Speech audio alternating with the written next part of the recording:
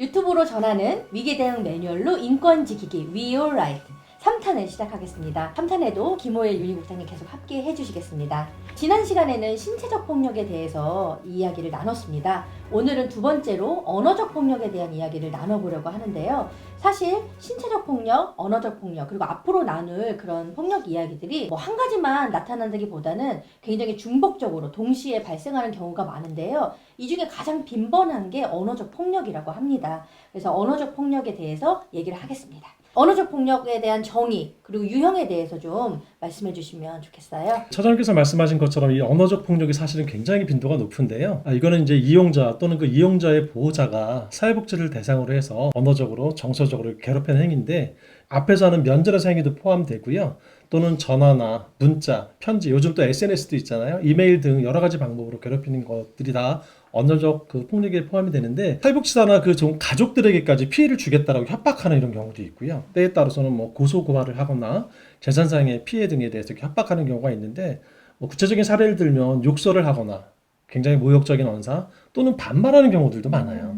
그리고 이제 비하하는 발언 또는 성희롱, 고함 지르기 아주 심각한 저주를 하거나 이 언어를 통해서 분노를 표출하는 경우도 있고요. 굉장히 과격하게 감정을 노출한다든지 그만두게 하겠다, 다시는 이 일을 못하게 하겠다, 가만두지 않겠다 뭐 이런 식의 어떤 협박도 있고요.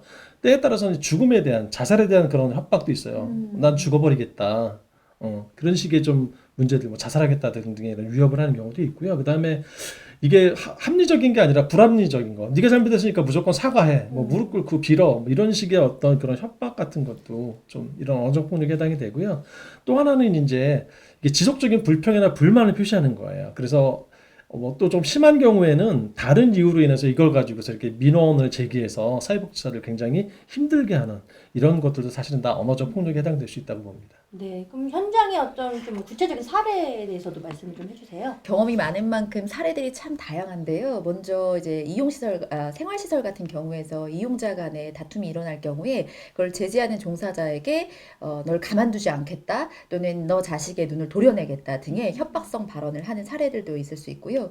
또 후원금을 관리하는 그 사업 담당자가 후원금을 누락하는 경우가 발생했던 거예요. 아주 사소한 실수 또는 해결했음에도 불구하고 그런 실수를 빌미로 과도한 배상을 요구한다거나 복지관의 업무 과실이라고 얘기하시면서 지속적으로 언론 협박을 하겠다라고 하신 사례들도 있고요. 사실 서비스를 참여하시는 참여자분들이 그 대상에 되지 못할 경우에 민원이 가장 많은데 가장 빈번한 상황일 수도 있을 것 같아요. 무조건 막무가내로 물품을 달라고 하시면서 전화로 욕설하는 사례들도 굉장히 많죠. 예, 그리고 이제 장애아동 치료하는 그 과정에서 아이가 집중하지 못하니까 치료 집중을 위해서 이렇게 약간 팔을 잡았던 건데 그걸 이제 어떤 인권 침해라고 때문에. 예, 학대 이런 걸로 좀 이렇게 오해가 돼가지고 늦은 시간에 담당자에게 전화해서 온갖 욕설을 하고 당장 치료사를 해고해라. 그렇지 않으면 내가 이거를 민원 제기하겠다 또는 뭐 언론에 제보하겠다 뭐 이런 것들 협박을 하다 보니까 이제 기관에서는 이걸 공식적인 대응을 해야 되니까 품질 개선위원회를 개최를 하고 이걸 이제 정상적인 절차에 의해서 대응을 했는데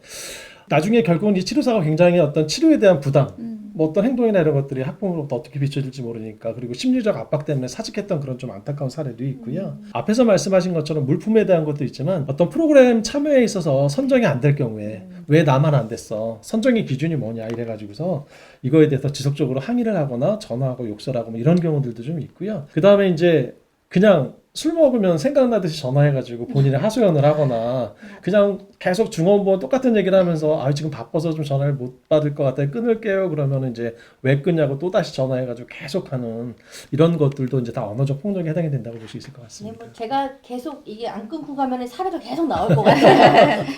아유, 안타까운 일인데요. 네. 그러면 이럴 때 언어적 폭력에 대한 위기 대응은 어떻게 하는 게 좋을까요? 대응 방안을 좀. 네, 우선은 이용자를 대면하는 상황에서의 폭력의 언어적 폭력에서는 사실 흥분하고 오셨다는 것 자체가 문제를 해결한다기보다는 자신의 감정을 표출하시겠다는 게 더 우선이실 수 있거든요. 그러니 공감하는 어조로 그러니까 이야기하시고 조금 명령 쪽보다는 계속 말씀드리지만 청유형으로 얘기하시는 분들이 좀 필요하지만 이런 활동 이렇게 언행을 하시는 것에 대해서는 지금 현재 상담이 진행될 수 없습니다라고 명확하게 고지해 주시는 게 필요하고요.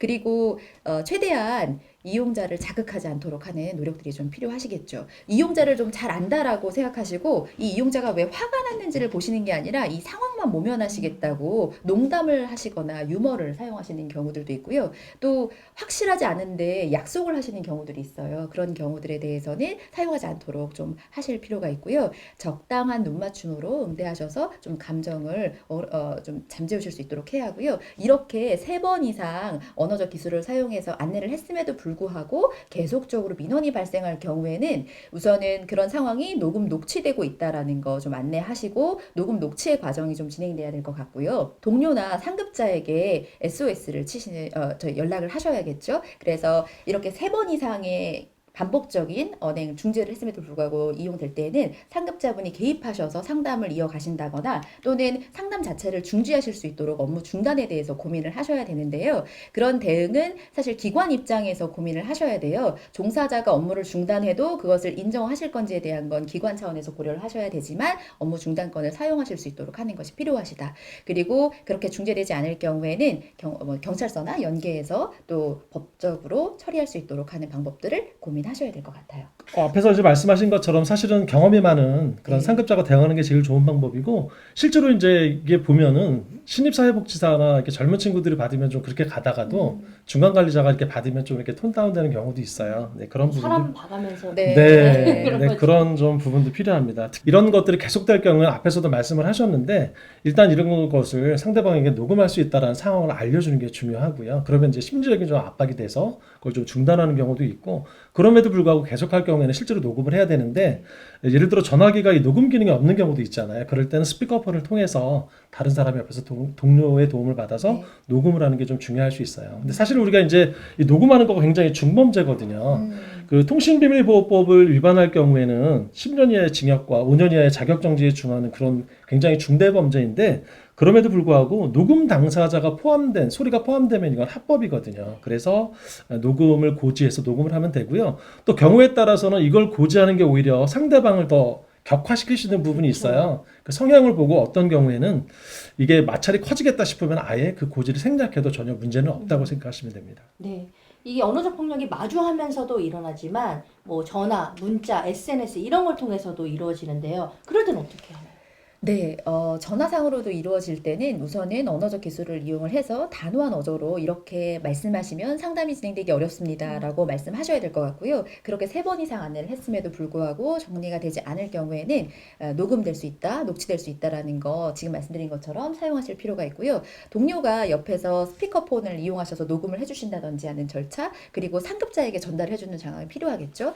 그리고 전화 같은 경우는 정말로 업무를 중단해야 되는 상황이 발생할 수 있거든요. 모두가 뭐 5분 이상 전화를 받지 않는다던가 동일한 상황으로 진정되신 상황에서 상담을 하지 않으실 경우에는 상담이 진행되지 않습니다 하고 계속 고지하셔서 업무를 중단하는 상황들도 좀 고민해 보실 필요가 있죠. 네. 그 언어적 폭력이 어쨌든 일방적인 건 아니잖아요. 쌍방이잖아요. 네. 소통 네, 안에 네. 있기 때문에 그러면 또 그 소통을 또 되게 지혜롭고 현명하게 하는 그런 스킬도 필요할 것 같거든요. 그래서 그런 상황들을 좀 진정시키기 위해서 쓸 수 있는 스킬 뭐 이런 걸 소개 좀 해주셨으면 좋겠습니다. 네, 앞에서 이제 말씀하신 것처럼 이 언어 기술이라는 게 결국 인간관계의 기술이고, 결국 이게 인간관계가 언어라는 게 상대방의 마음을 읽어주면 해결이 되는 거거든요. 그래서 이제 앞에서 뭐 윤희 국장님도 계속 말씀하셨는데, 첫 번째는 일단 너무 단호하게 안 된다, 할 수 없다 이렇게 말하는 것보다는 조금 상대방을 이렇게 이해해주는. 그래서 좀 입장은 충분히 이해하지만 좀 어려울 것 같다라는 약간 좀 이렇게 완곡한 거절을 하는 게 좀 좋을 것 같고요.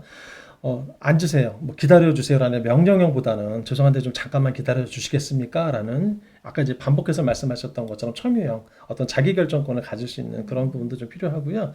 잘 모르겠다라는 이런 좀 부정적인 것보다는 제가 잘 현재는 모르겠는데 좀 제가 확인하고 자세히 알려드리겠다. 그래서 좀 긍정적인 답변도 필요할 것 같고요.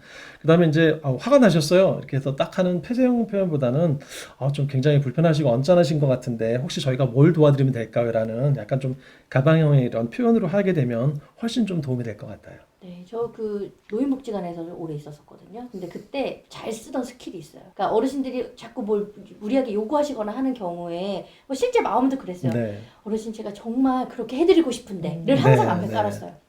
항상 그 정말 제가 해드리고 싶은데 지금 상황이 이만저만해가지고 못한다는 부분을 그 마음부터 좀 알아들인 다음에 근데 그게 정말 많이 효과적으로 쓰였던 것 같아요. 네. 그래서- 마음을 읽어준다는 거. 네, 그래서 그런 건 참 좋았던 것 같다는 그리고 생각이 또 하나가 들어요. 이제 중요한 게 뭐 어르신들도 그렇고요. 다른 이용자도 마찬가지인데 사회복지사가 혹시 대응을 하다 보면 약간 감정에 격화돼 소리가 네. 커지게 되면 이전 것은 다 사라져 버리고 사회복지사가 뭐 어떻게 했느냐라는 좀 맞아요. 새로운 문제가 되기 때문에 절대 감정적으로 대응을 해서는 안 된다. 더 진정을 해야 된다는 그런 말씀드리고 싶네요. 네. 지금 저희가 언어적 폭력에 조금 더 현명하게 대처할 수 있도록 네. 이렇게 팁도 주셨는데요. 언어적 폭력 관련해서도 법령이 있습니다. 협박, 모욕, 뭐 강요, 공갈, 뭐 경범죄에도 해당이 돼요. 그래서 형법에 의거한 그런 법령들이 나와 있습니다. 형법에 대한 특히 311조 모욕 관련해서는 조금 더 설명이 필요할 것 같은데 말씀 좀 해주세요. 네, 모욕과 관련해서 불특정 또는 여러 사람이 인식할 수 있는 상태의 언어적 폭력만이 모욕죄에 해당이 되거든요. 그러니 전화 상담으로 진행할 경우에는 모욕죄의 성립이 어렵다라고 말씀을 드리고요. 또한 전화 통화의 경우 반복적인 상태가 아니면 정보통신법이나 경범죄의 처벌을 받으실 수 없으니 일회성 통화는 좀 어려울 수 있다라는 말씀 드립니다. 네. 네, 알겠습니다.